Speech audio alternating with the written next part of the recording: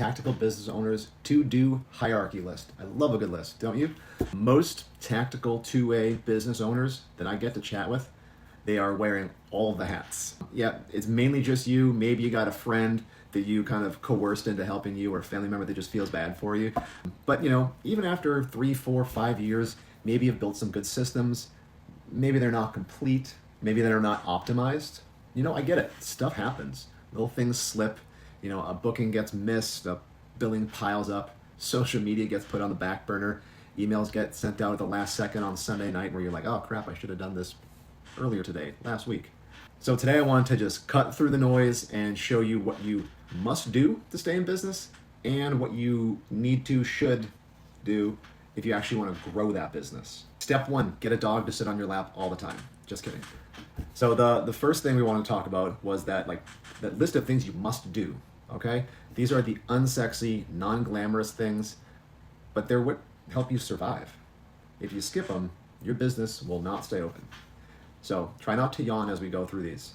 The first is billing and bookkeeping. I hate it. I'm not good at it. Cash flow is oxygen for your business. If numbers aren't your strength, find a bookkeeper or a VA that can do this. Look at QuickBooks, or even find another accountant. All right? Someone to keep you out of trouble. Fucking tax man.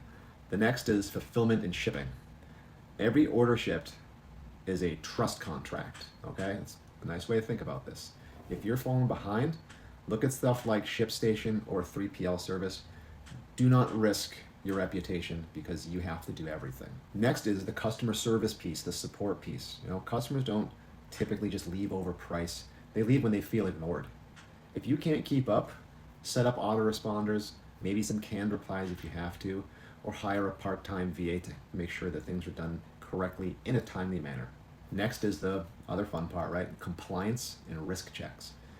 In the two-way tactical side, compliance is everything. Licenses, insurance, platform policies. Don't wait until something breaks and puts your whole entire business at risk.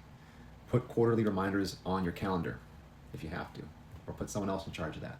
Last, I gotta say, as a marketing dude, website functionality. If your checkout is broken, or if you're forcing people to log in or create a login to check out, your site's gonna it's gonna be rough, man. It's gonna slow down. You're gonna have less money. You're gonna lose money.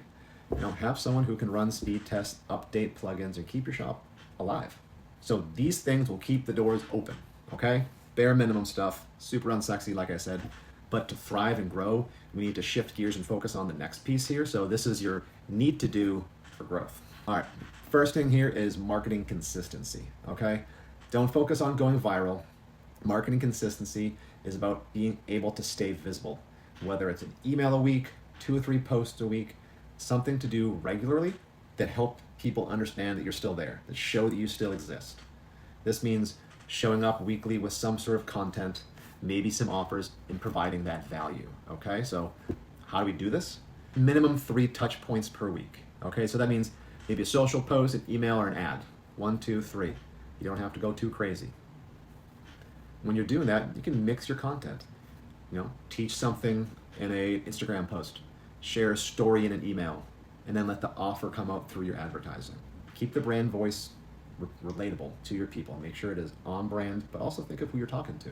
Biggest thing here is how to keep it consistent. You want to streamline this. Batch your content 1 day a week, okay? Get it all done, take an hour or so, and then you can set it and forget it. Use some scheduling tools, repurpose a video.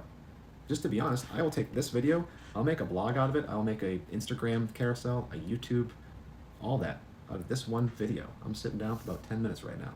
It can be done, even with a dog on your lap. Case in point. Next piece here, one of my favorite things, email marketing. This is the tactical industry's secret weapon, right? It's not secret, but it's very, very important. Why?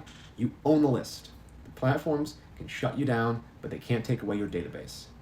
In your email system, you own the narrative. These are your words that hit your customer's inbox directly, not affected by algorithms. Another great thing, automations. They work while you sleep, and they work while you work.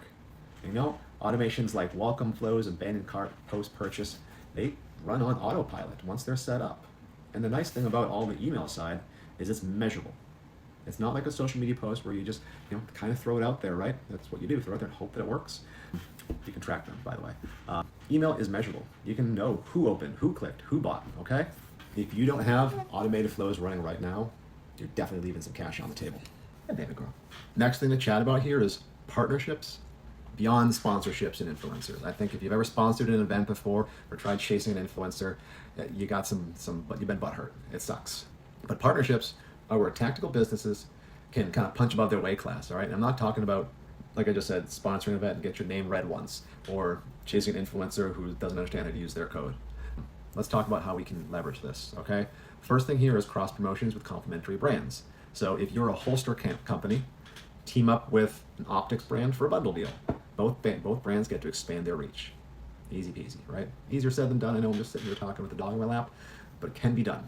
Second piece on this is content collaborations. So you can co-host a webinar or record a YouTube video, or work together with another person or brand to build some sort of downloadable guide together. You can share the audience and share the authority that you both bring to the table. Another point here is to try to leverage affiliate or referral programs. If you have traffic coming in, you can send people to a link that earns you a cut for driving the sales, it's all the better. The nice thing is it's more performance-based, and it could be predictable if you have the right traffic and you find the right people to work with. Partnerships are about tapping into that audience that already trusts someone else that is aligned with your values and transferring that trust over to your business. Who are you thinking of right now that you can reach out to? Which person, which brand? Write it down. So that's really it. The truth is these must-do items keep you alive, and they are unsexy, but they have to be done, right? But those need-to-do priorities, those are the ones that help you thrive. So take a second here and ask yourself, are you in that survival mode where you're missing out on that top section, or are you actually in the position to build those growth systems? If there's anything that didn't make sense here, shoot me a message. Happy to have a conversation, but start taking some notes. Let's get this thing done and let's grow.